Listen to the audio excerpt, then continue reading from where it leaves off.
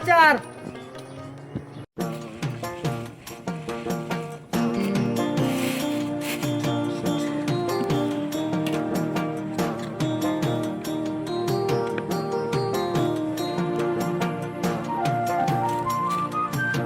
ডাল দিব। যা আছে সব দে।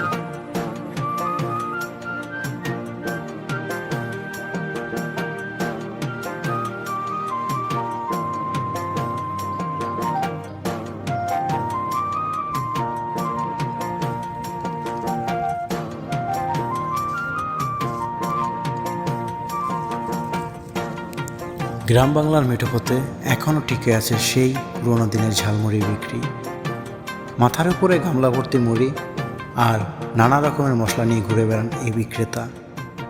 এক মুঠো মুড়ির সাথে মিশে থাকে সরিষার তেল, কাঁচামরিচ, পেঁয়াজ আর লবণ। তারপরে যেন তৈরি হয় এক অন্যরকম স্বাদ।